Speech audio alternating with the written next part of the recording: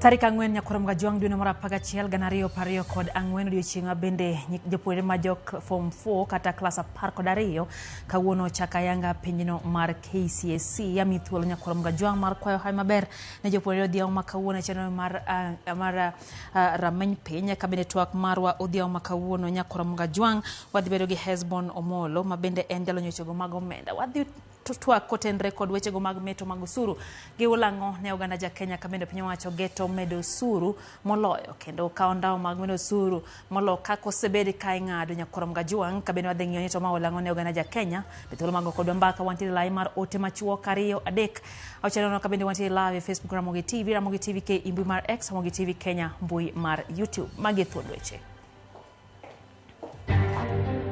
The preparation for this exam is in place. We've arranged and provided adequate transport. At your back, we've got enough security. Penj mar klas 12 chakore yanga kawuono ka jopuonjre mohingo 900 timo penjgo e Kenya mangima. We are just a few days to the new year and there are new things that are coming. Because vile wa Kenya wako na hasira yote ambayo yanafanyika utekwaji nyara wa uchumi wa bunge lenyewe. Duon bura mar Wiper kod DAPK koro chako bano piendegi kagilando wuok margi e kweth siasa mar Azimio la Umoja One Kenya Alliance. Jolupo fees farming watimoni wapodho mang'eny. Teme uru emergency mar fuel jawage yudi mondo timre nade okonygi e ywayo kejesgi. Jopith rech kwano lal modhuro bang' apaka moting'o togo ketho sera maggi magipidhe rech e dho wath ma Luanda Kutieno e kaunti ma Siaya.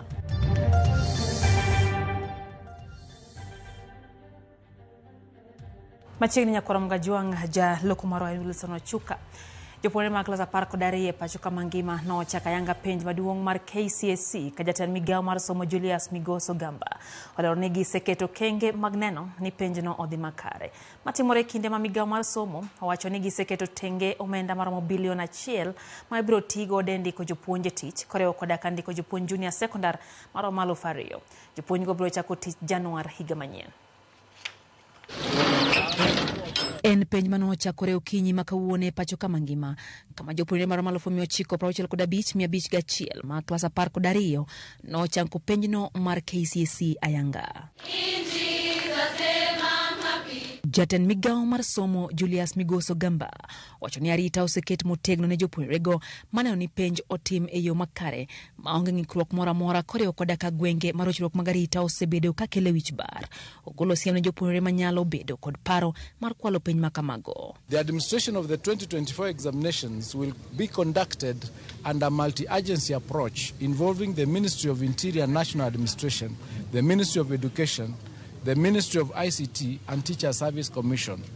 All the personnel involved in the examination processes were well briefed on their roles and are ready for the exercise. I particularly wish to reiterate that the use of mobile phones in any examination center when papers are in progress is prohibited, and this must be adhered to without any exception. Jagoro mungiore migao mar somo Belio Kipsang owacho ni migao mar somo dhi mbele gi gedo mar klese ma jopuonjre ma dhi donje grade mar 9 biro tiyo godo ka jaratije maduol mandiko jopuonje pachuka Nancy Masharia olero ni migao mar somo oseketo tenge omenda maromo siling bilion 1 mar ndiko jopuonj koreo koda kamago mag interns maromo 2,000. We have now finalized the implementation of CBC in PP1, PP2.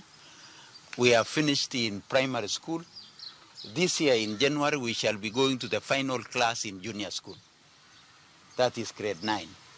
And as we go to grade 9, I want to assure the country that we are preparing and we are prepared to ensure that our children transit very smoothly. I am urging all teachers who qualify for the positions that we shall be advertising to please apply. In the past, we have had some grades not getting enough people. Please urge your teachers, even when you open school or even now, because we'll be advertising soon before schools open, that you all participate in applying for this. Chendono beneno chakore makare counties makaluo. E county ma Migori, Commissioner ma county no Mutua Kisilu osingo neno ni oluwo chike makare e piny makamano kendo rida rita kaka owinjore. Tuko na wanafunzi takriban 26,000 na 800 na kitu hapo, na tuko na containers 14, na tuko na uhakika kwamba mtihani utaendelea vizuri. Tumewazungumzia walimu pamoja na maafisa wetu kwamba kuna watafuata sheria inavyotakikana. Kaunti Makisumu jatelo mochung'ne some sub-county Makisumu Central Charles Angela wacho ni jogo marito penjo osedo tiegruok makare kendo ogeno ni penjono dhi timore yo mowinjore. And the exam is not beginning today. We began with the practicals the other time and we've not faced any problem whatsoever. So I want to say that we are ready to go. Kaunti ma Homa Bay jopur 3,325 nochako piny makamano ka apisa mochung'ne chenro makamano wacho ni gigeto tawo pinyno kotendore gi chike mag NEC mago moseketi matawo penj mar KCSE. This year we have had an increase in the number of containers. All this is meant to make efficiency in the delivery of exams and ensuring that all exams arrive in good time. Mabire kinde ma japuonjre achiel mane igeno ni dhi timo penj mar klas 12 owito ngimane.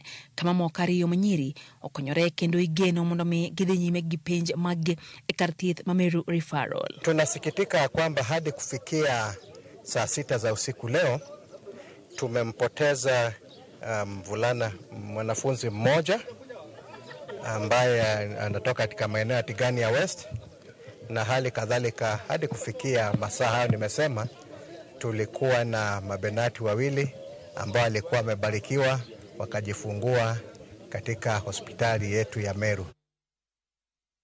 Japuonjre achiel mane igeno mondo mi otim penj mar klas 12 owito ngimane ka moko ariyo manyiri okonyore kendo igeno mondo mi odhi nyime gi penj margi e kar thieth ma Meru Referral kolosi apis ma Buri East County Commissioner ma Meru Jacob Ouma. Manotelo ne yepo mar otese mag penj county no lero negi keto chenro mag arita yo makare kendo medo negi sani kwe osebede gweng' makono ahinya to e tong' ma Meru kod Isiolo kaachiel kod Samburu kod Tharaka Nithi ma osebedo kod midhiero mar arita kwe kuom kinde malach. Bende jomadongo maromo 181 kod ji ma otwe maromo 12 igeno mondo mi otim penj makamano e county no.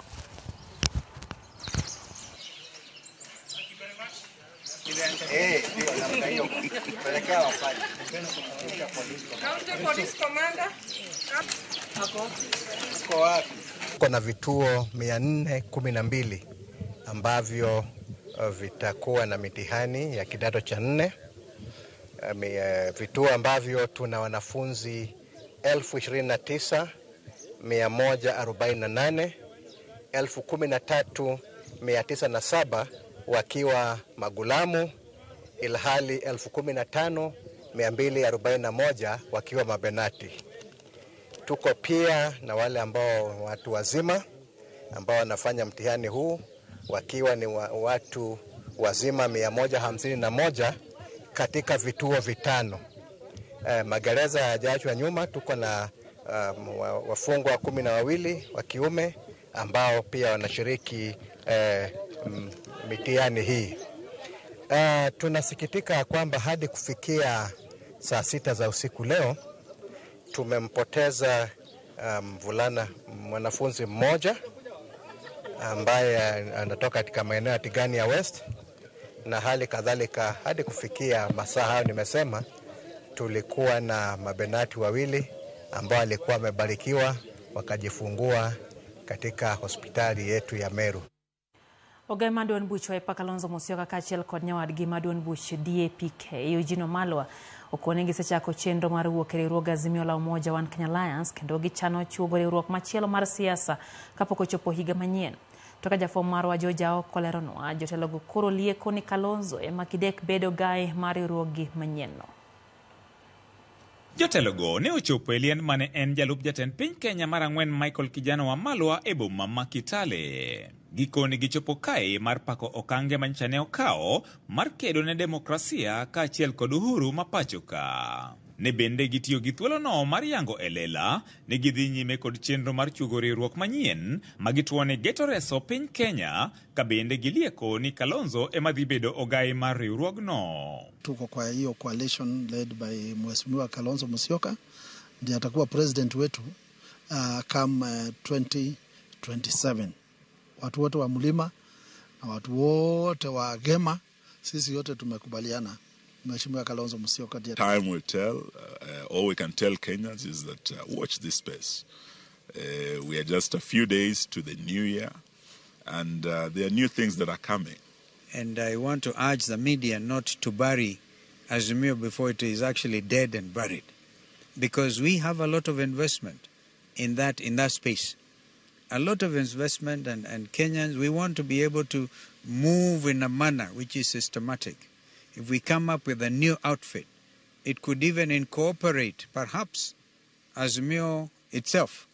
So that is how focused we are. Jotelogo koni gidwa keto mijing'o mar neno ni piny Kenya bedo kod telo makare, kendo dwaro ni jokanyono mag riwruog Azimio la Umoja mondo mi osir pachgi mar dwaro kelo lokruok ewi gigo machando jo Kenya. And I believe that this is the team ambayo itaokoa Kenya kutoka kwa ufisadi na wafisadi kinadani, itaokoa Kenya kutoka kwa Zakayo na ushuru wake.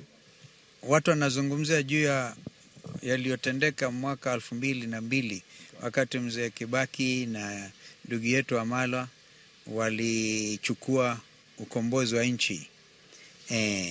Nadhani itakuwa hira marudufu mara 3 mara 2, because vile wa Kenya wako na hasira yote ambayo yanafanyika huku, utekwaje nyara wa uchumi wa bunge lenyewe. Sasa we have been also observing what's happening kwa idara yetu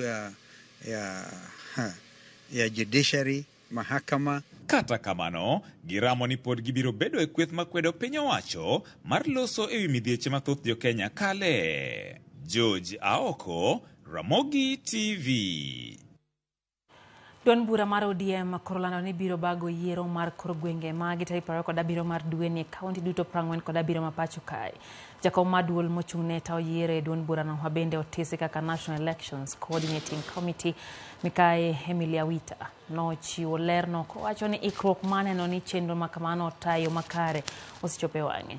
Yiero no biro get apisas mag duond bura no e kidienje mopogore opogore kochakre piny nyaka malo e rang'iny mar kaunti. Mikae Awiti oboke manoro ne ute fwambo olo ni chenro ibiro ta chakre saa 4 nyaka saa 8 odiechieng' kendo inyalo bi tim e yo winjruok kuom jogo mageto kombe kata consensus kata yiero e yo riedo ka iting'o badi malo.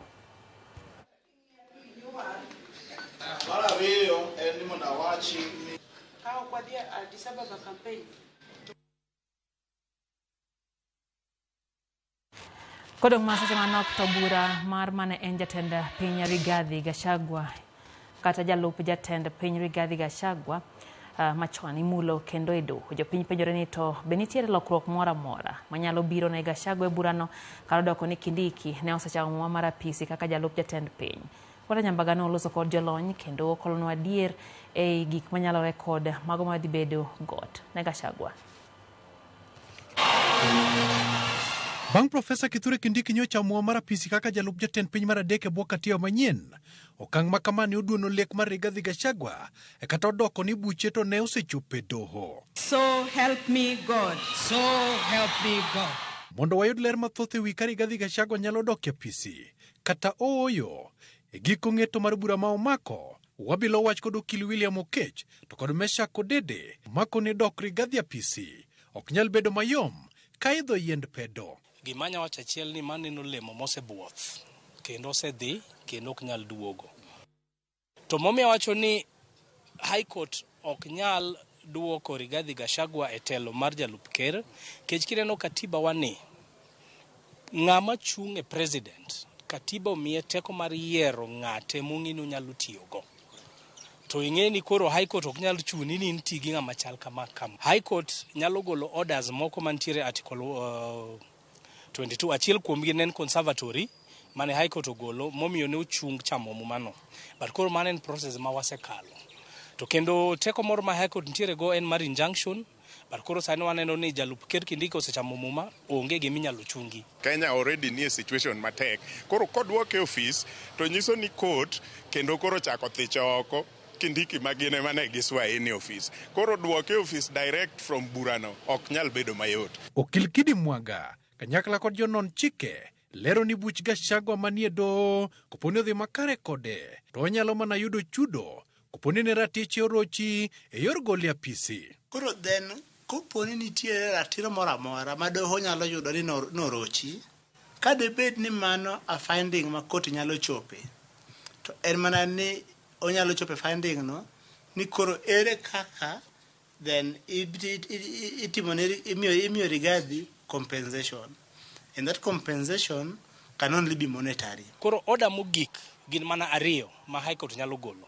Tiere order mar declaration of rights, wacho ni nyieni haki ni ne okomi e yo makare, mana en achiel. To haki mar ariyo en mana ma kaka iwache no compensation. High Court nyalo golo chik wacho ni kata kane oponi process no kodhi maber, wan kaka High Court wan gi teko mar compensate. Koro inyalo machule kuom the 2 years manodong neno, inyalo chule mshahara go to gi allowance ma odongo. Mano gima nyalo timore. Chieng' chamo mar Profesa Kithure Kindiki, ogai mar do mathako ome kod jong'ad buche mamoko ne ochopo kendo bedo jonene nyaseno. Wapenjo kama nyalo miyo buche mag Rigathi yala ng'aya mondo kik do yud wichkuot koso ratiro pod nyalo mana biro neno. Kang Court of Appeal dipo noyudo ni Gachagua ne ok ogole office kata ne ok othich oko koluwo chik mar Kenya Constitution 2010. To mano nyiso ni kizungu gi dho ngere luongo ni court kata judiciary indict themselves nikech gin giwegi ema ne gitimo swearing in mar Kindiki. Koro ibi wach ni ne gi participate e illegality. To gine jok monego bed ni ng'iyo ng'ato ka ng'ato Kenya ka mondo kik participate e illegality moro amora. Chandruok mar mano en ni koro omiyo the infrastructure mar chike bedo a bit unpredictable. Chunywa ne gombo kaka jo Kenya ni mondo no bed gi Supreme Court ma is predictable e weche mag chike, particularly chike malmulo katiba. To bende Rigathi Gachagua katiba nyalo goyo ratege. Kadoho okorese kuom thicho mar od bura ahinya to lemo mag sirikal kata mana bedo chief mar location. Of course ni ratiro mar support ng'ato nyalo support ng'ato bateto konyal chung. Koro igni apar kochakore sani mondo Rigathi chung. Ok chieng' moro koro biro yudo ka joma koro deal godo gin kendo joma moko ma kendo mopogore kabisa. Jokramoka jwang' lwenyo yath mapoth tek ahinya to ka koth ochwe. Buch Rigathi Gachagua seche moko nyalo biro chope doho. Penjo maduong' ogai mar doho mathako ome ne en achiel kuom jogo mane nitiere kinde ma Kindiki chama muma mar apisi kaka jalup jatend piny. Lemo manomako kod Rigathi kendo buche nyalo chopo ka. Dhi chalo nade? Walter Nyabaga, Ramogi TV. Nairobi. Piny owacho mamalo komakre gi sirikand kaunti ma Homa Bay osetho chenro mar ndalo 10 mong'ere ni Rapid Result Initiative RRI mageto ndiko oganda maromo milion 1 e okuma manyien mar thieth maong'ere ni Social Health Authority kata SHA. Chenro ma idhi tim e wards 40 mantiere kaunti ni geto medo kwan oganda ma ndikore e bwo okuma mar SHA ma jopiny kuoni pok giyango malong'o kaka otiyo. Ali Abich nigi mathoth. Nyaka ne okuma manyien mar thieth maong'ere ni SHA kata Social Health Authority chak tiyo yange pacho ka dwe mokalo. Kwan jogo mosendikore e bwo chenrono e kaunti ma Homa Bay pone piny ka jopiny osebedo ka golo ywak margi kaluwore kod midhiero moko kondikruok e chenrono. E romo mane okelo kanyakla apisas mag piny owacho mar kaunti ma Homa Bay kod mago mawuok e sirikal mamalo kotelo kod Gavana Gladys Wanga gi komisona mar kaunti ma Homa Bay Moses Lelan, winjruok ne oketi mar ndiko oganda maromo milion 1 e bwo ndalo 10 mabiro kawuok e kwan ji maromo 119 ma osendikore e bwo chenrono e kaunti ni. Ji mang'eny penjo ni to SHIF gi SHA ni en nang'o? Sani kawuono wachako ayanga chenro mar register jowa e SHA gi SHIF. Ibiro neno ka ji biro e odi e gweng'u chakre Nyamrerwa, chakre village elder, ACC, DCC, chief officer, jite, jotich mag sirikal biro biro mondo watim registration e SHA. Gima dwani mondo awachi en ni ndalo machon nyocha thieth kidhi kata hospital ma mwalo kacha samoro yudo ni dhi ng'iewo yath dhi tim kama. Gi SHA ni nitie pesa ma ng'ato ka ng'ato mobedo registered ibro or pesa minyalo thiedhego. Matiende ni onge yath mibro bedo ni nyalo dhi dhi ng'iewo. Chenro no mande ko kwan ji maromo milion 1 e thuolo mar ndalo 10 mabiro ibiro time kor gwenge te manitie kaunti ni kendo idhi tele gi nyamrerwa ruodhi kaachiel kod jolupgi kaachiel kod apisas mamoko mag piny owacho. So we have sat together, we have consulted within a framework of whole of government approach.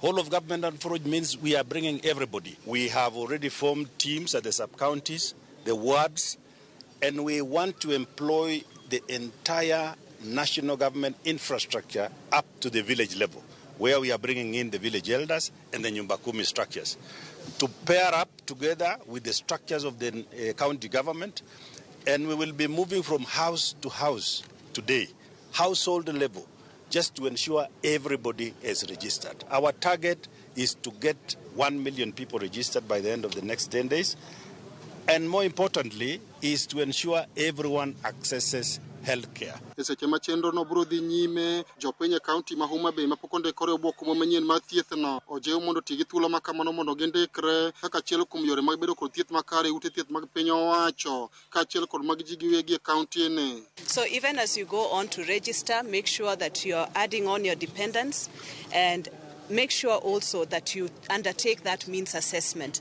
because that is what will determine that you're actually paid up and you're able to access services under shift.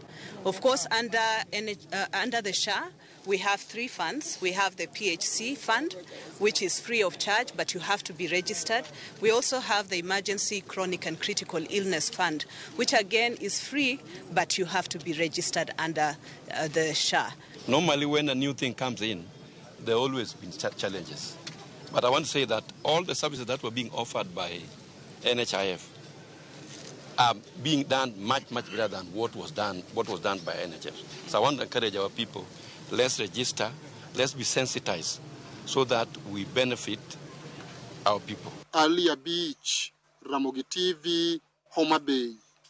Jagoro mongere migamari Raymond Omolo oyawa yanga chenro mar sirikal mar pidho yiende pacho kama itaogia apisas mag sirikal mamalo. Ma en chenro mageto chopo lek ma sirikal ni godo mar pidho yiende maromo bilion 15 kochopo 2032. Chenro ibiro taa gi ruodhi mawuok e location duto ma pacho ka igeno ni mano biro konyo e duoko piny midhiero ma ikelo gi lokruok chako lwasi.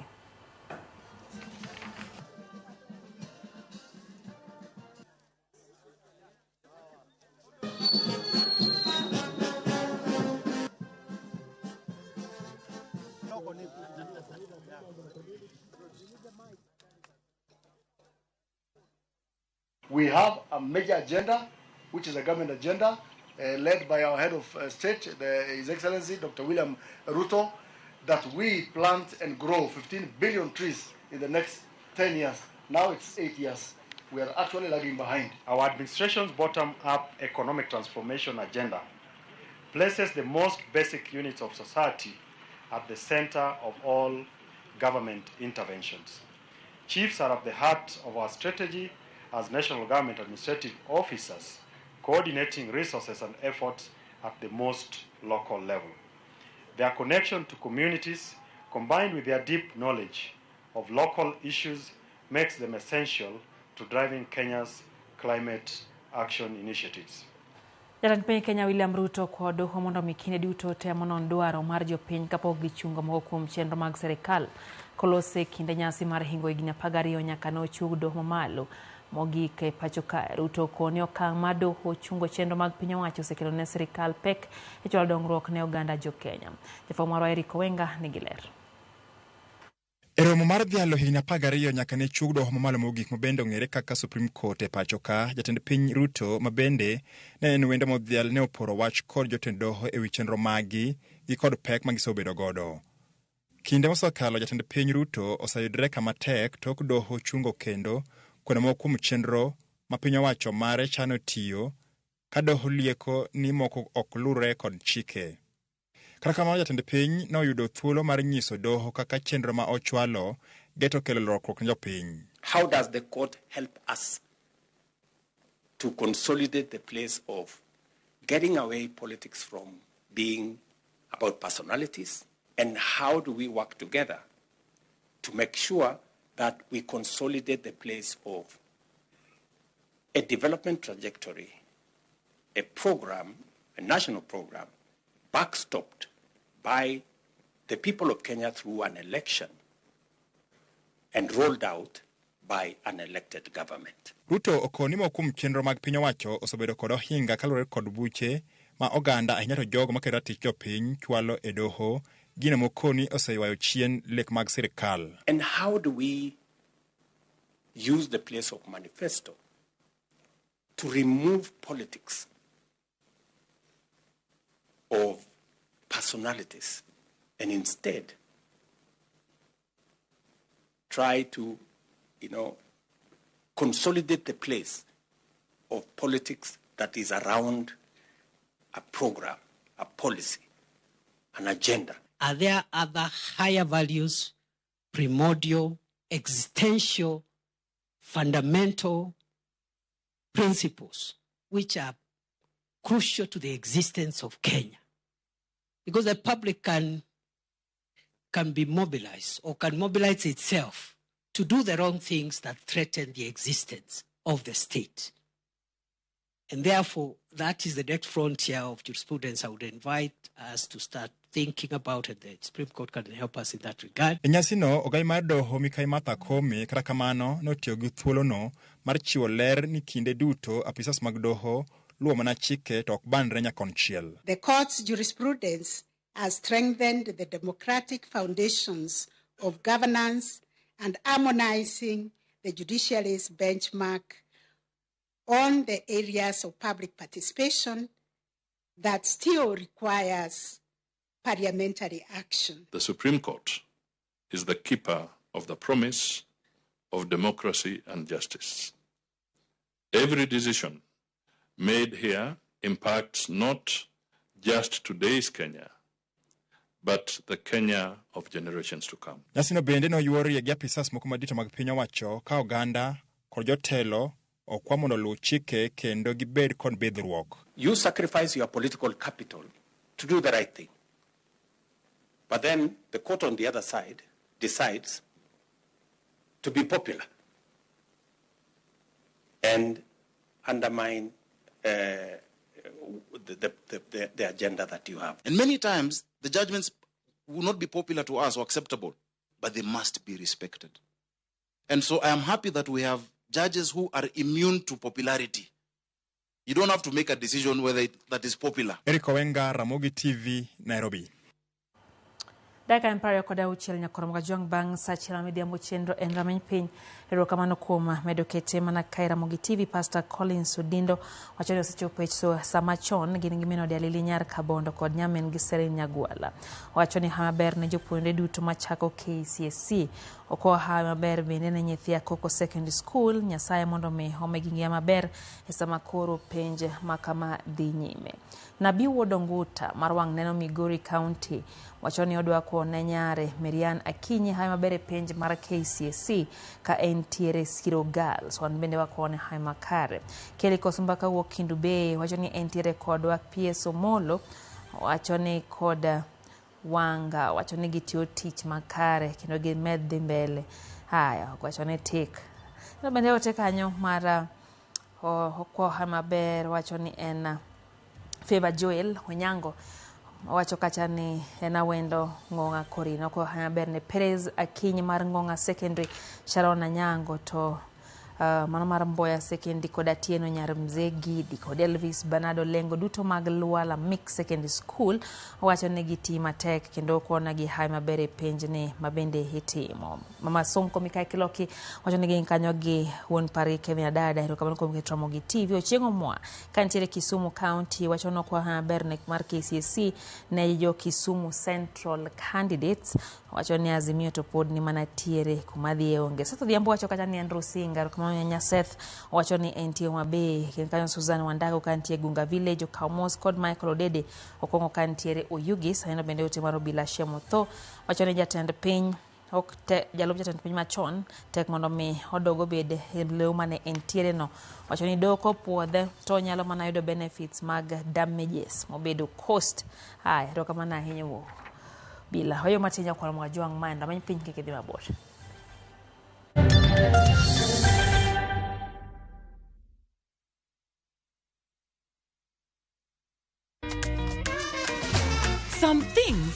huwa hazichange. Kama ile family recipe auntie alipewa na shush. Kama kujenga mwili na kuharibu jina. Wacha kujaza chakula kwa mdomo, hakuna mahali kinaenda. Kama kulisha our favorites kwanza. Kama kujipakulia top layer. And welcome to Pecan Arena. Na kama ladha tamu ya chakula kilichoandaliwa na Rina vegetable oil. Now, some things huwa hazichange.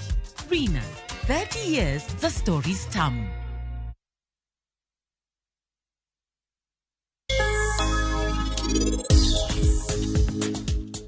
Rajville notemo kaka nyalre mondo neni in gi mor mang'eny ahinya. Koro an bende kae, an bende abiro temo matek ahinya. Ang'eni ngimana nyaka tija, gimoro amora biro rumo kae. Madam ing'eni ketho nying Kunal kuom Seher marach ahinya, to bende ini konyo Rajvir mondo bed gi jaherane ma Seher. Koro Seher kamoro achiel gi Rajvir, gin gibiro dak kumoro achiel nyaka chieng' to onge ng'ata ng'ata mabiro chandogi.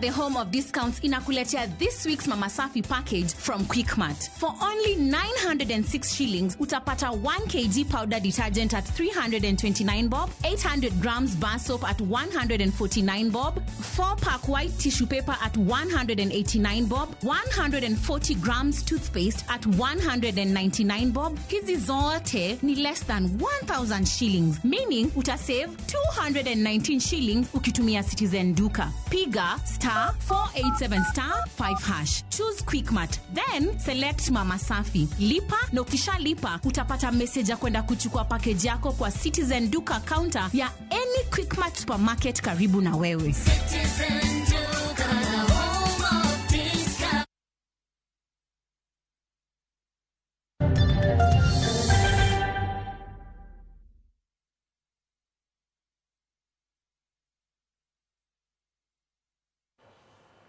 Jopith rech mar Arieda kwano lal modhuro bang' apaka moting'o togo ketho osera magi pidhe rech mong'ere kaka cages e dho wath ma Lwanda Kotiene kaunti ma Siaya. Jopith rech giwacho ni masirano okelonegi lal mar maloyo milion 60 ka gikwayo mondo mi piny owacho okonygi mondo mi gichung' kendo. Cynthia Onyango nigi ler.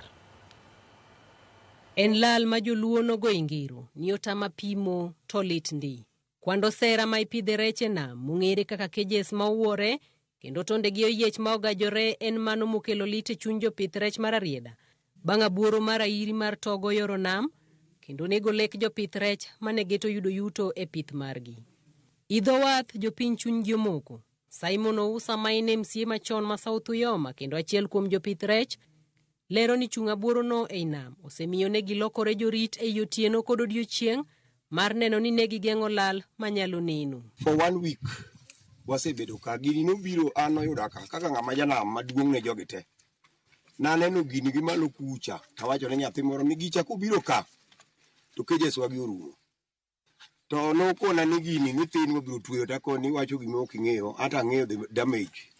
Because by 1980s ne wang'a oseyepo, naneno ka diere ne gibiro kama dongo ilago gi damages mane gimiyo jolupo. Koro wabet ka kochakore Jumapil otieno no ne wabet ka nikech kage kado gi diku tikia ni sama gibiro luwo kanye. Koro nyaka beni an ka masama kisene kwasene nega gipudhore piny kuya to wasedonje nam ginyi wachako ng'ado cages warianka gi mondo ka koro gibiro to koro dhirgi edhira nyaka kama ng'owegie kore kwadogo waywagi kwatimo wadwokogi twakelogi fuel. George Owuor wacho ni masirano olal gi maloyo milion 60 ka MCA makono Michael Otieno to medo ni kata rowere matiyo tij pidho rech kendo sebedo ka chiwo arita e oserago bende midhiero ni okelonegi ng'ikruok. King'iye kawo kata milion ma ok kata mana 60. Cages nitiere ma moko nime bwo pika kirech muneno kaka manoko kani ma onge rech ma rech already osediete. Nitiere jok ma feed rech ka. Nitiere jok ma offer security. As we speak, those young people gin jobless. Ikia kaka gitimre nade, kaka gichaki. Joma timo this fish caging, 90% of gin locals. Mwang'iyo gi nyingegi. Koro ka ji goni simu, kata ka in jatelo to kiwinj maber. Koro en gimoro mantiere e chunywa kaka jo South Yoma. Simon lero ni achiel kuom gigo ma omiyo giyudo lal mathoth en nikech ni gisebedo ka ok gius rech ka gigeto chich rech ma Disemba kinde nyasi mar sikuku. Problem maduong' manywa bedogo ni nyewa dwa bedo gi shortage mar market matin. Koro nyewa hold ni wang'ega ni nitie serious market e Desemba. Manye ji rito seriously ni Desemba market biro ma nengo migoye mitimo eme uso rech. Mane momi walala ahinya. Lal ma jolwanda kotieno yudo ok en mana mar omwom kende.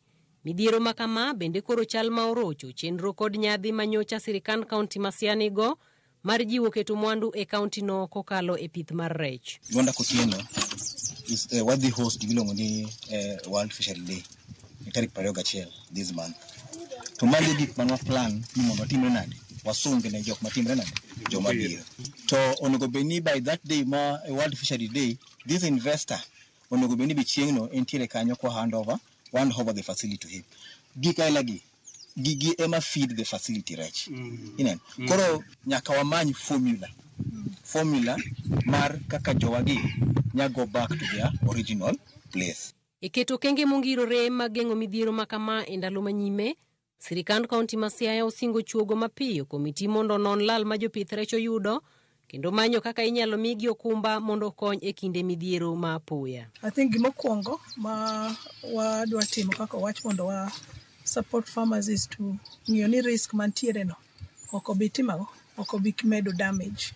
So that is the first thing. Mar ariyo and to assess technically. Ing'e kaka wanyalo wacho gi dhogwa to assessment ma technical ibo tim gi technical team koriwore gi jonam. Koro man is the immediate exercise ma wadwa timo mondo committee moro bed matin mapiyo moting'o all the relevant stakeholders watim assessment. Once kwasetim assessment no wadwa ng'iyo solutions moko bo bedo immediate to solutions moko bo bedo malong kaka wawacho make insurance. Koro the issue of insurance comes in handy ni koro bo chopo kuma kwaketo keje nam to weche mag insurance bende waneno no include wachno marech kotho kaka notimre Kisumu kod Busia because of upswell mar pi ma or sudden heating of water temperatures. To koro rech go kotho to jo insurance chuli the value mar rech no sama nonego bedi harvest. Cynthia Onyango, Ramogi TV.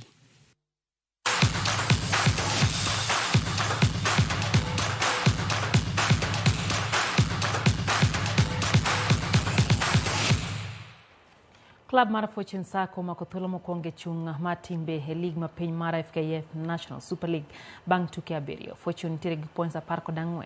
Mofama wuok e piny kaunti ma Homa Bay omako thuolo mar ariyo gi points 12 points 2 tok Fortune Sacco.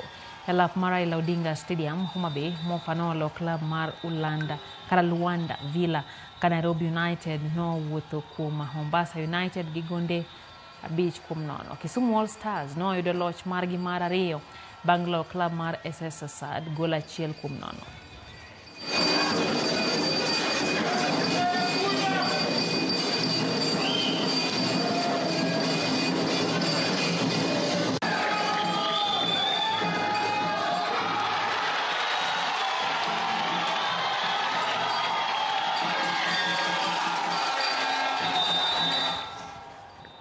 Tuke mag golf e kind nyithindo motisini NCBA US Kids Local Tour norumo yange lap mamudha Golf Club kama jaloch ne odhial kendo yudo points. E kidieny mar nyithindo manyiri ma higni e kind 11 gi 12 Ashley Muyele nobedo jaloch bang' yudo points 90 ma kanyakla kuom tielo duto 8. Mudhoki Kioi notieke thuolo mar ariyo ka jotugo Ashley Gashora gi Sikian Hugh noriwore thuolo mar adek gi points 125. Kidieny mar nyithindo ma yawuowi kind higni 13 gi 14 Justin Ngere nobedo jaloch bang' choko points 129 kiluwe gi Peter Gathogo gi points 105. Bang' tielo 8 rumo chenro machielo biro chako tarik 10 e lap ma Nandi Bears kapok kaunti ma Kisii bago tielo machielo giko dwe mar 11.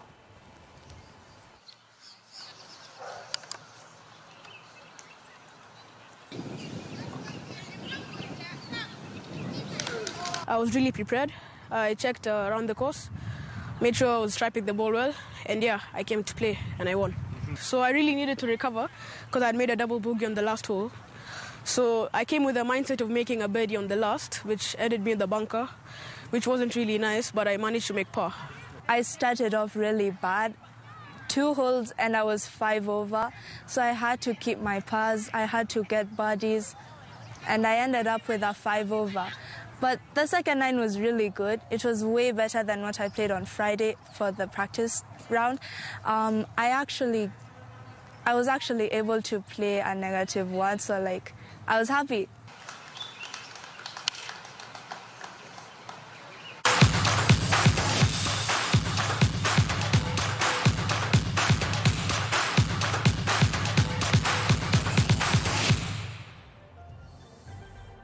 Kormoga jang kanya mwatie kidi mokongo mar cheno ni mara mai piny bahati Afrika na nyisa kachani intiri county 047 kaito wacho ni weche gichopo ne makare karobe onien kod del malet wago mos nyasaye mondo mi chang mapio kaka mano oro hawe maber na nyithindo ma Sara Secondary School ma Nyasoko Secondary School, Raha Secondary School kod nyithindo duto matio penj maka mago e piny mangima wachano kwayo negi hawe makare. Bro Oyongo Evans wacho kachani entiere paponditi nyaka chomora hinya gi chendo. Kevin Nyalanja wacho ni kodwa chendo in bende lisho chola kanti ya Mombasa neni kacha in bende no bende kanyo Reverend Dickson Hongola nisaka chani ngi Bishop Joshua Ngaro gitio mosaya kuom jogo moyudo lale namlolo enya Koromga juang ye nangade kanyo nikech saa aduogo kanyo gitwak mabende adbedo gi Hezbon Molo hewe chigmote ndeko dosuru makoro bende piny owacho medo ne oganda jo Kenya neno kanyo ka ntie ote mor kanyo gi Pastor Charles Aroto konyisa kacha ni en Charles Aroto gweno penjo ni pesa mano tiere na CHF idhi duoke sha kuso magen penjo mabenda paro ni koponi Hezbon nyalo bedo gi duoko mare ang'wa winj kaka twak dhi kotenre kod osuru bende midhi medi Nyakoromga juang kumano kiti man kara Ramogi TV wasebedo gi jaloko Wilson Achuka wadok banda kama chok kende gi twak mara men piny kidhi mabor.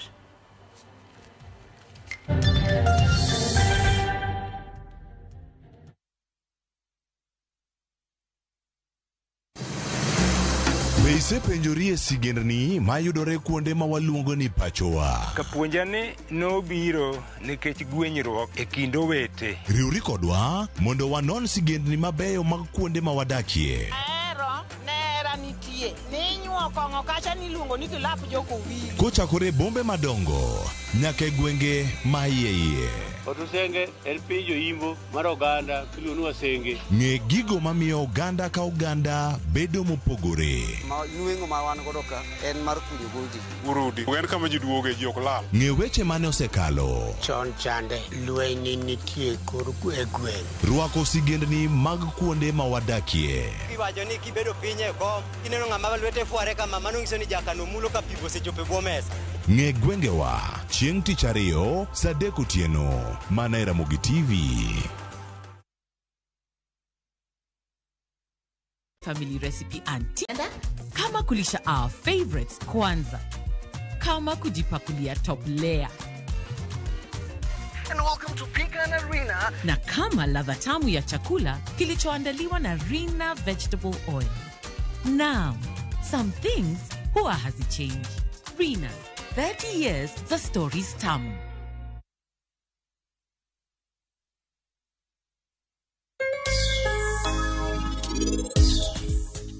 To Seher wacho nango e wachni. Ka ji ariyo wacho ni gin gidwari warus, to enang'o momiyo ng'at achiel kende ema wacho ni ok dwar arusno? Nyisa ni Seher wacho nango.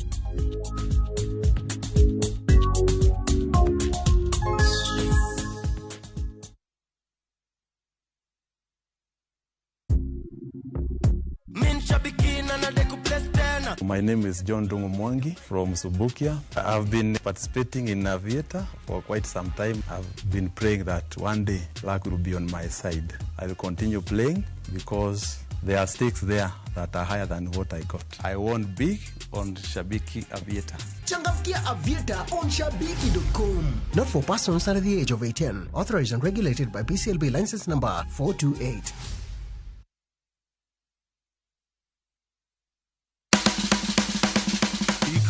mar dhogi ne wuodh kid chiemo mopogore. Koro kwaketo pi dhi chwakore maber kendo dhi tedore maber. Mok ni wang'e mo. Chenro ka chenro dhialo mit chiemo. Gitedo itime nyaka obed makare gi suya kod ndhadhu mamit. Kitedo to dwaro ni ndhadhu go duto te mondo owinjre. Omiyo kihero chiemo in jatedo kata mana ng'ama ohero tedo, tudri kodwa tich adek juma ka juma e chenro mar tedo gi chiemo gi Jailieta tich adek saa 2 okinyi mana e Ramogi TV.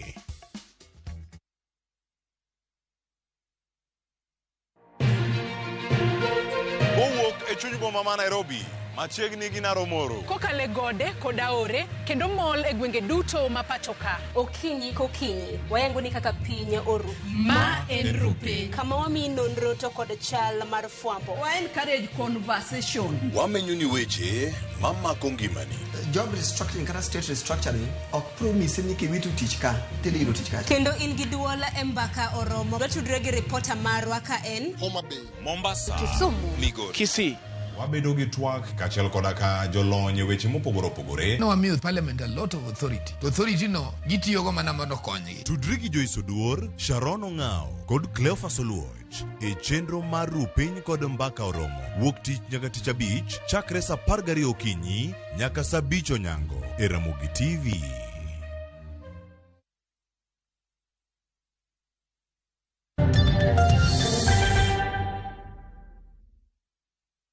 Machiegni kero nyakwar mgajwang chenro en aramany piny kidieny mar 2 na nyisi ni wantie kod wende wa Hezbon Omola achiel kachiel ka studio ma Kisumu odwa take yo mag mutendre kod meto mag osuru ma bende koro piny owacho geto medo isicha bende koro thoth ganda ywako pek mar ngima nyakwar mgajwang dhi bedo nade machiegni ahinya Hezbon mose nyakwar mgajwang ka injire county ma Kisumu. Erokamano ahinya amoso nyakwar mgajwang. Machiegni ahinya itwak mara many piny Hezbon waseneno ka ntiere twak ma osebedo kaliekore ka koro piny owacho geto kelo osuru moko miget medi e mago masani ng'ado naneno ka dwe mokalo no ganda jo Kenya ywagore ahinya mago mayudo osara moko ne wacho ni koro lo sirikal okaw madong negi to mong'ad gi kae ma koro migi nikech nitie jok mane mong'ad ng'eny molo kata modong ne en sama bende koro gana jo Kenya ni matek kata kamano ntiere luoro ka bende koro iget med moko mosuru nyiswa ni to gin osuru mage miget medi kendo Hezbon machiegni. Aparo ni chutho kowach ni ikelo amendment kata lokruok e chike ma otenore gi osuru japiny thothne ong'eyo ni tiende ni osuru dhi medore. En adieri ni nitiere kuonde ma osuru dhi medore to nitiere kuonde ma bende jopiny kata jogo ahinya jomondik tich ma ne oyudo ka msachgi odok piny nikech weche mag SHA gi SHIF dhi yudo yweyo matin nikech amendment ma migosi Mbadi kata Treasury propose ni mondo gikel gin amendment ma neno ni to weche gimiluongo ni tax laws nitiere moko monego bed ni igolo oko, nitiere mimedo. Chien kacha kamoro kaduoko jowinjo chien en ni kane finance bill moro cha nogwe oko kane jopiny oywak ni ne hinyogi ahinya. Ne owite oko kaka enote. Yasungu wacho ni throwing the baby with the bath water. To nitiere proposal mane ni iye kanyo mamoko mane beyo. Thoth proposal gi ema sirikal temo duoko nikech iyudo ni kawuono iboyudo ni ki jatich sirikal mo retire higa 60 to pension marino iketo ne osuru. Proposal masani en ni ki retire tika pension no idhigo ma oko charge osuru. Kech gima ng'eny wacho ni ka retire at 60 wariti higni 5 eka abia kawo pension acha mondo kik charge osuru. Kech kichopo higni 65 to koro ok charge osuru. Mano proposal ni goloko. Omiyo nitiere mabeyo, nitiere maricho. Nitiere chike motenore gi kaka iketo osuru e gik machalo kaka mkate gi gik moko mogolo pinje mamoko. Tieni nitiere zero rated products, nitiere exempt product, nitiere moro miwacho ni vatable. Tiende ni gigi tete nitiere moko ma Migosi Mbadi kaachiel gi jo treasury neno ni nitiere kama koro sirkal ok chok osuru kech inyalo kelo chik miparo ni dhi konyo piny to gikone ok okony japiny to sirkal be ok okony e choko osuru e yo makare. Koro nitiere commodities kata mwandu moko ariyo adek ma bende oketnegi iloko from zero rated to exempt, moko igolo exempt to zero rated. Ka thuolo nitie kamoro ang'wa nyalo ng'iyogi. Machielo en gimiluongo ni deduction kata samo chuli mshahara nitiere gimiluongo ni shift michulo cha onego bed ni en allowable deduction. Tieni kapok ong'adi usuru tikuong iyieni mondo gole. Mano ok osebedo gi sani omiyo idwa ni chikno mondo otendre gi shift kako biro mondo mi msaja ticha obed ni nyalo dong matin, nyalo dong mang'eny. Moro en ni samo mi chiemo kar tich gimiluongo ni meals nitiere kaka oket limit mapiny ma weg kembe komiyo jotich chiemo to oyienegi ng'ado per employee a certain amount. Mano bende chor malo koa gimoro 45,000 kochopo 60,000. So nitiere mabeyo ma nitiere but nitiere ariyo adek moko madhi hinyo johala ahinya ahinya ma oko matimo ohala pacho ka. Wasewinjo gimoro ni digital marketplace tiene ng'ano ma kamoro a oko to biro timo ohala pacho ka nitiere ushuru monego ichul masano okel gimoro ni significant economic presence ming'ego ni to kitimo ohala pacho ka nitie ushuru manyaka ichul Kenya kaendi. Mano nitiere okel mondo mi one ni ohala itimo yo makare. Nitiere bende gimoro ni base erosion. Kija ohala in gi kambi chako Kenya ka to in gi kambi no bende oko. Thoth kembe ma international multinational gi tero ohandgi oko. Koro chik okel manyiso ni kata kiloso ohandi pacho ka to atamalo 15 nyaka bed ne sirkal. Tieni itimo gimoro ni gimoro miluongo ni base erosion gi dho ngere. Wege kembe temo neno ni ahere kaka da chulo osuru matin Kenya ka. Koro kuyieni kitimo ohala Kenya ka tiloso kata 100,000 to katin to 15,000 nyaka dong pacho ka. Mano minimum. Tiende ni mondo mi ji owe timo timbe kata kembe owe keto gimoro ne go kwano ma kang osekelo accountant ne tang onge ushuru momiyo jo Kenya.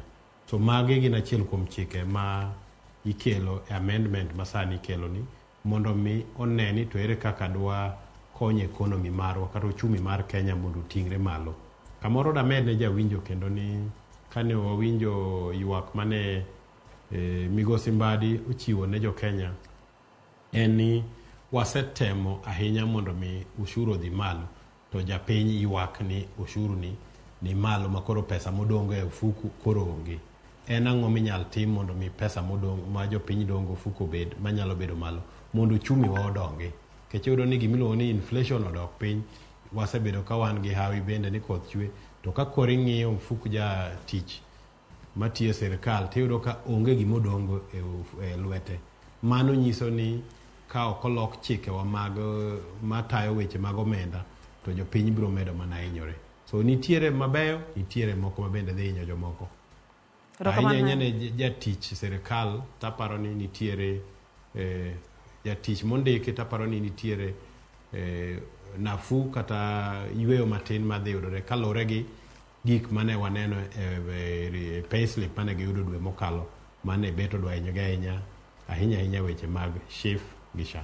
Koro mano nyiso ni jogo ma bende ondiki obed kod geno kaluwore ni pono ni oduog paro mar chik mar omenda kata chik mar omenda ni oketie tim to dhi ulo ni koro ok dhi tengi ahinya kaka noteng ni wang' ni Hezbon. Of course teng to ne koro setengi kamoro ok nya dok chien but ka ng'iyo payslip ni bang' ponono ni chike gi okalo to dhi bedo ni nitiere konyruok matin mwadhi yudo nikech koro idhi yudo ka gik mane ok en allowable kigo usuru koro sani oyieni gin gik minya ng'adi kapok ogo usuru e payslip maricha. Aneno ka korka jotich to nitiere kony johala to kamoro nitie johala moko manyalo hinyore ahinya johala ma oko nikech chike mokel gi en mar temo neno ni ohala mang'eny otim pacho ka mondo mi tije onyuolre pacho ka molo tije madhi oko. Hezbon thoth oganda osebedo ka yuago Tenduru Kenyatta giwacho ni kata ne ng'ado osuru to piny ne bet sude matin tin ni nyayudo gimidok go pacho kaka ja ohala ni nyayudo gimidok go pacho kaka jalno mondiki.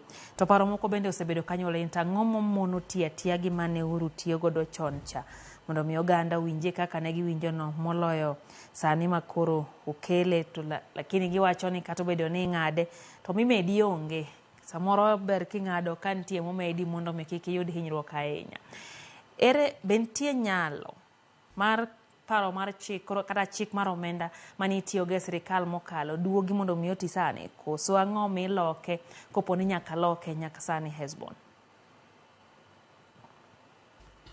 Aparo ni chike momed mang'eny to bende ahinya onge. En mana ni ing'e ni sama in gi tabu kata in gi pek kalure gi kaka itayo kit ngimani kamoro ok onyal nenore sechego. Thoth tabu ma wantie go kawuono kaka piny mar Kenya gin gik moko chako kawuono, ne gichako chien. En mana ni ne pogi nyiedhore lela. Kawuono wawacho ni no chul gowi mar Eurobond. Eurobond no ok okawe kawuono, no okawe higni moko 5-6 mokalo, no chiek higa ni sirikal masani makoro chule. Koro yudo ni igo budget kata 3.8 trillion to interest kende ichulo karibu trillion 1. Gima bro miyo wabro bedo gi lokruok momiyo ineno ka japiny ywak ni kata bed mane sirikal kelo program kata chenro mabeyo to ber gi ok nen. Ber ok nen nikech japiny onge pesa ofuku. Omiyo mondo mi japiny obed gi pesa ofuku nyaka be wapenjre ni yawa jo ohala mane sirikal otimogo ohala manigi gopgi bilion 700 jogi poko chul. An achiel kuom joma nie pending bills verification. Sama ok ger ndara e gwenge wagi pesa dhano ok ne. Omiyo japiny ok ne gima sirikal timo malong'o. Magi emomiyo pesa ma uchiedhe kind oganda bedo matin. Wego ohala ywak ni ne gitimo ohala gi sirikal, bengi peyogi pok ochul gi pesagi.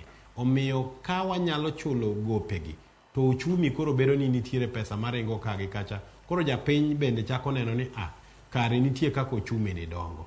Kaeto nwabedo joma koro siko olo gowi ma sirikal pesa made bengi mi jopiny mondo tim go ohala. Sirikal be chako biro kawo nikech odwani mondo embo yud kaka ochulo go gope ma entiere go one kaka timo gik moko mabe. Koro bedo ni pek nitie to japiny ok ne berne. Kati inyis japiny kawuono ni yawa mae sirikal kende mokwongo ndiko dhano 50,000 dichiel kaka jopuonj.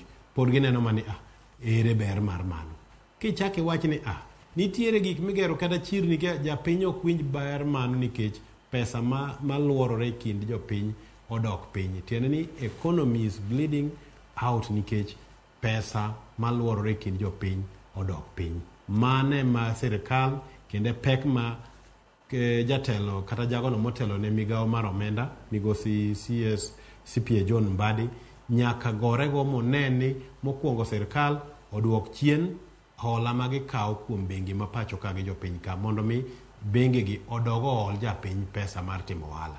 Mar ariyo, ja sirikal mane koro tiyo kaka employee ma imiyo msara ni idwa ng'ade 32% tax. Kati chaki medo shift kimed gi magite tieni kichaje tax en mana atamalo 40.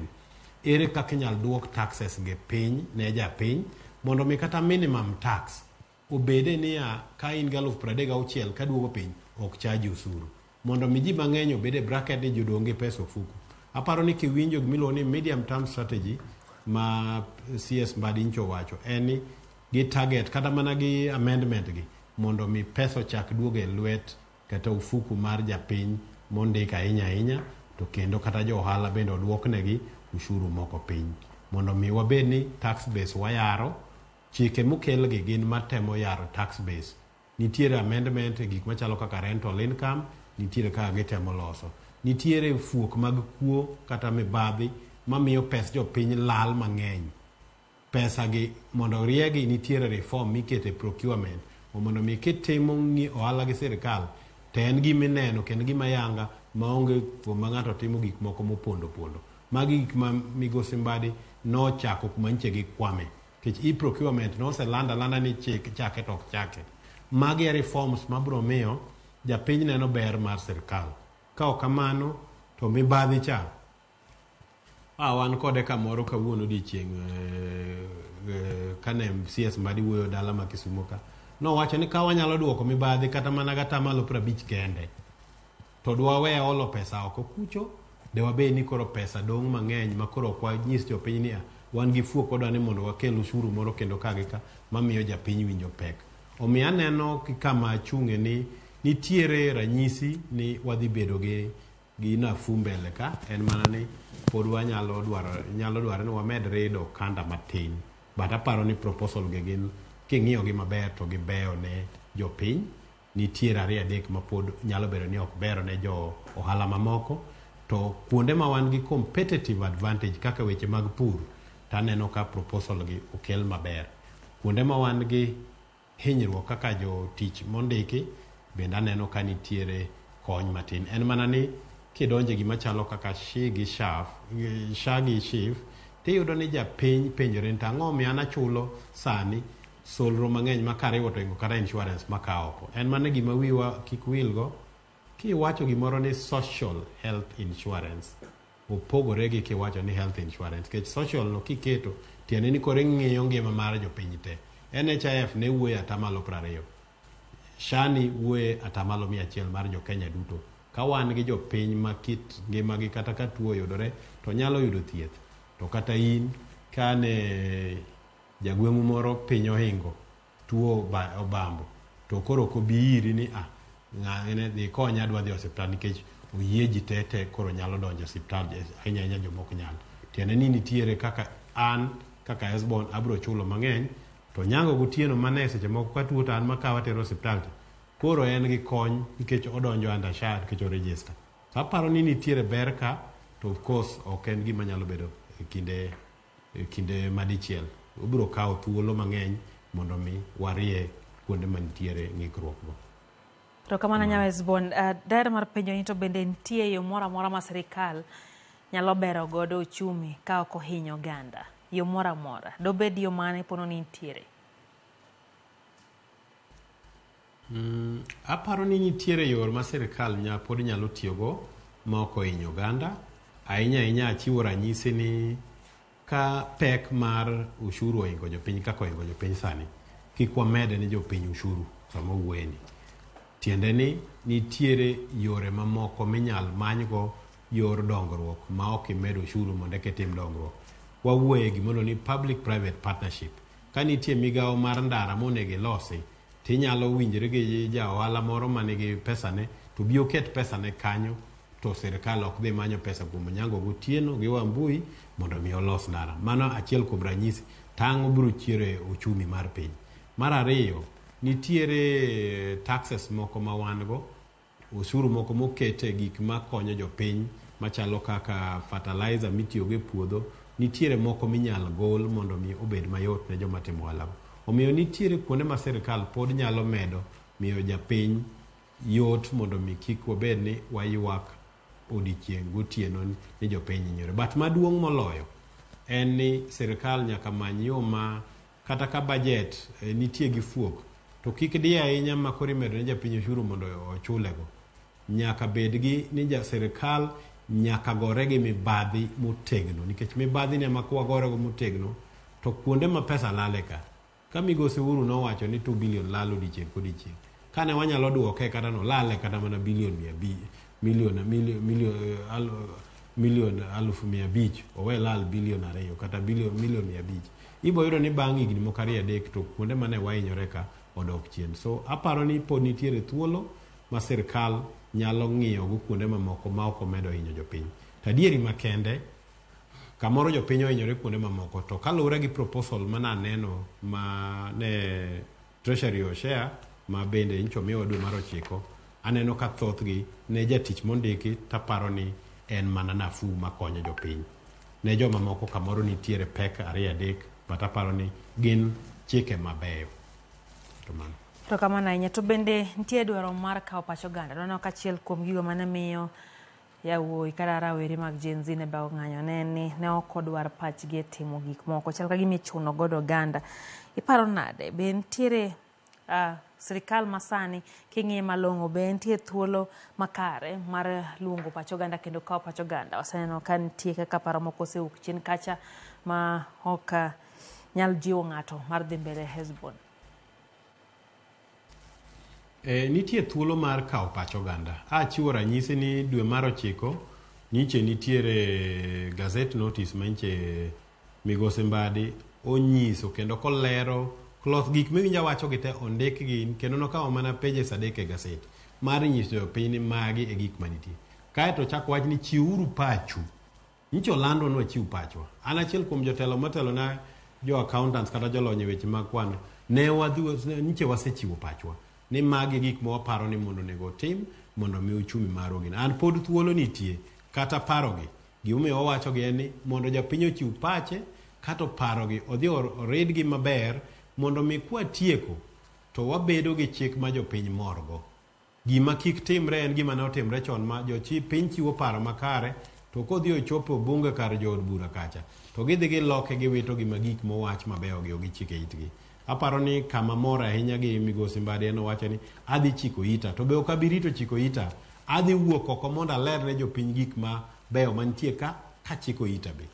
Chieng' Wednesday ndalo 2 koki odiochieng' malure bang' kiny Migosi Mbadi dhi bedo kamiluongo ni Strathmore University kamo dhi bedo gi twak gi jopiny e weche mowacho kawuono gi ni ang'o maber ang'o ma ok ni kare ka mondo mi gini kidhi mikadhe ten chik ma jopiny duto morgo nikech ok dwaher ni wan gi chike mahinyo piny to bende ok dwaher ni piny Kenya odhi piny ni ok wanyal dongore nikech nitiere ng'ikruok kage kacha ma sirkal ok owuoyo makare. Ne nitiere mane richo iwacho ni chiemo nyalo bedo mamit ndi to kiriwe gi kudni 2-3 te kethe gima nohinyo finance bill ono miyo kara jenzi ogo koko ini bukori gi gimoro ni kia moto vieko kia tax ichaki kela 2-3 moko ma bene dhano ok ong'e maler kata mana wach affordable housing en chenro maber ndike none matut ka jalonyo nyisi ni yawa affordable housing ka bech ot nyalo bedo $10,000 koa 20 e town moro tiende ni ka chako wala ndiko jikiny to dhano matiyo na bro yudo yo mayot magidonyo en mana ni kamoro nitiere kuonde manoko los maber e chikego mamiyo jopiny ne koni maya winjo ka gima achulo gima ok ane kadhi konya omiyo nitiere ka communication kata tudruok e yor lero wach obedo makare to weche gi bedo mayot ne jopiny. So thuolo nitie ne japiny jenzi obed jomadongo mondo gibi gichiw pachgi ni to paro ma Migosi Mbadi oliekogi bege beyo koso gi richo. An kaka neno gi masesomo aneno pek yudo kama nitiere rach nyalo bedo but wachiko itwa ni kanitie kama onego loki of course oginya bedo mabeyo te ahinya joma timo ohala ma oko nitiere pek momigi kata chike makoro ketnegi mok nya gi mwandu pacho ka kitero oko nyaka ngoyo suru moro matin. Nitiere kuonde moko mane wan gi fuok to ne wawen wadino to kwadin to kare waketo gimiluongo ni refund mar VAT obedo malo. Reform mar VAT exempt ni en mondo refund mondo sirkal wekawo pesa mosechoko ochako duoko ne jomoko. Gimiluongo ni rental income tax iyudo ni wachulo bilion 17 e sirkal choko to ko tim nonro to nitie bilion 100 gi wiye teni thoth jowa bende nigi ute to ok chul rental income. Koro magi kuonde ma sirkal nyalo donje mayot ma ok omedo ni japiny mondik tich usuru mondo mi eka sirkal yud pesa monyalo tayogo chenro mag dongruok pacho. Kamano. To kamano Nyasbon bende ne waseneno ka awinjo kiwacho ni oyaw pap mondo mi oganda chol pachgi to pacho ka waseneno ka chal ka gima oganda ywak ne pachgi kata gigol to chal ka gima okaw kendo nitie yore midhi tiyo godo mag sirkal mano ni gino nogono ma bende dware pach oganda otime kaka ne en paro nade bende sirkal osegi kama jopiny nyalo bedo kode gi yie mondo mi gichiw pachgi kendo pachgi no okaw maketi e tim kata winjgi kaka gigolo pachgi no. Hezbon en adieri ni kalure gi nonro machien kata paro mosetimore gik mosetimore chien kacha japiny nigi gimiluongo ni trust deficit gi sirkal nikech gisechiwo pachgi chien kacha to pachgi thothne onge kuma dhiye omiyo en adieri ka kamoro dhano nigi to mak mana niya winyo ka winyo ywago ywakne. Amor ahinya ni waziri Mbadi obedo piny mokaw pages madhi mana 4 kolero mae paro maparo mae berne gi gimomiyo gi kama odhi konyo makata okin jalonye kwano ka an to ki somo gima no ndike gazette iwinjo ka gimolerono en gima nigi ndhadho ne moro.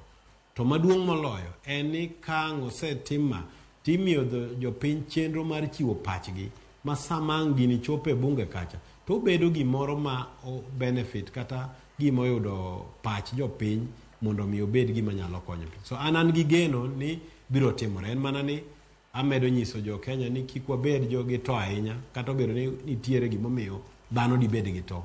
Taparo ni emomiyo ne kero loko jatelo motelo ne weche mag omenda mondo obede ng'ama nyalo wuoyo maler ne jopiny ni ma en ang'o. Aparo ni sofa osetemo ber kotemo lero ne jokenya ni ok en gima ber ka jopiny onge pesa ofuku, jopiny bedo taxed. Ng'ata mondik Kenya ka kamoro kichulo tax matin to en 35%.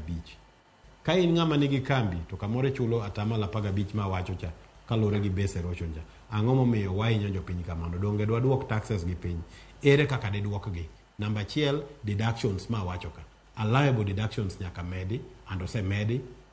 Awacho affordable housing, mano is now a liable deduction.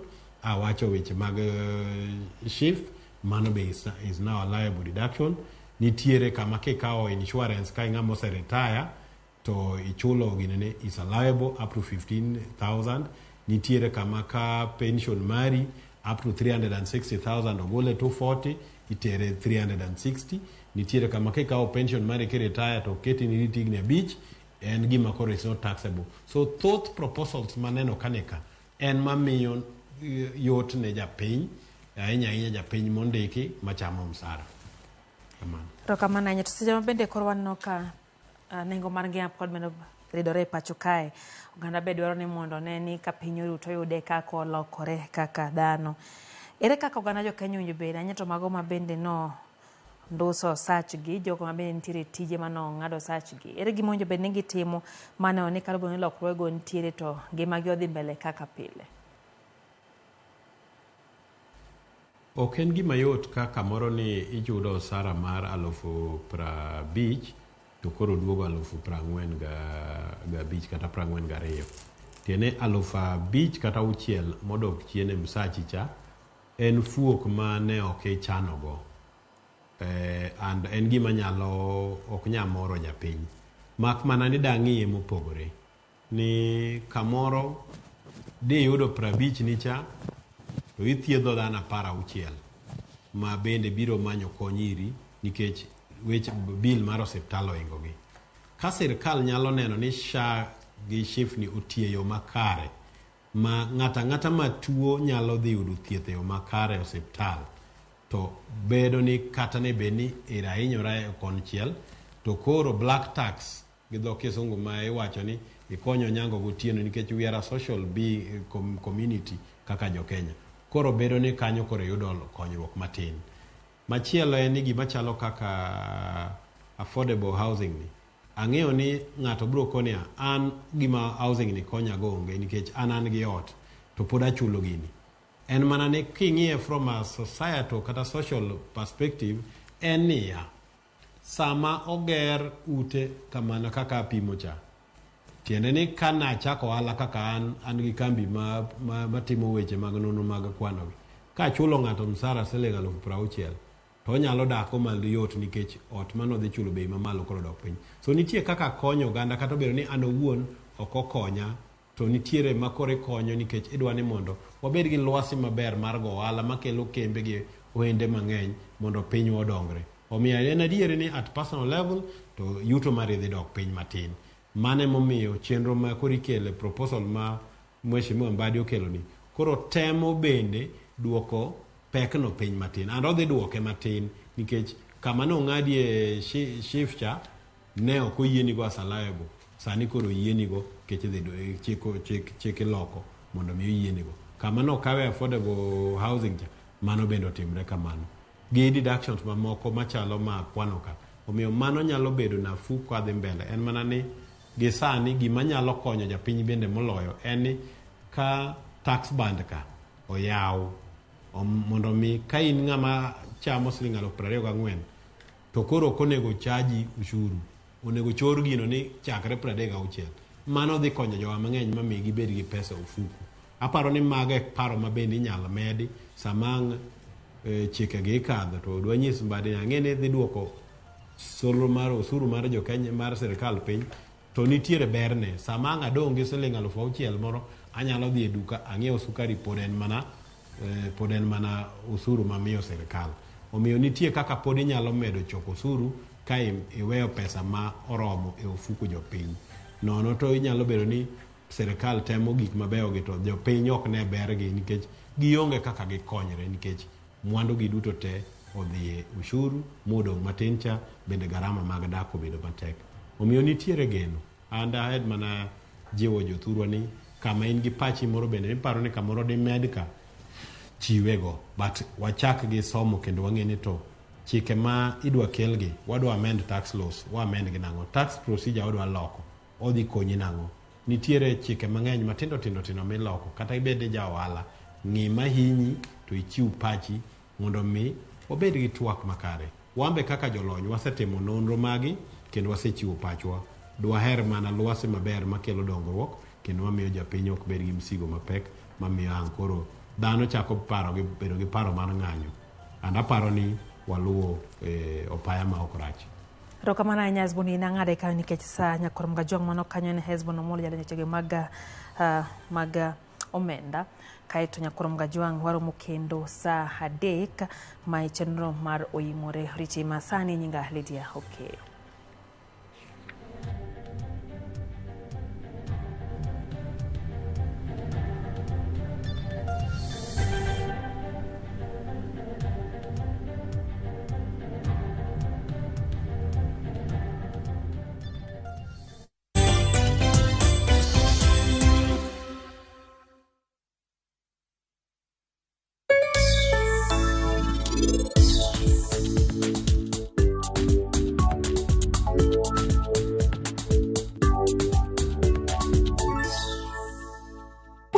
$1 en pun minyalo chamo go mena, inyalo chamo go bambla, inyalo chamo gi rech mbuta, inyalo kata adho galia kata adho barade.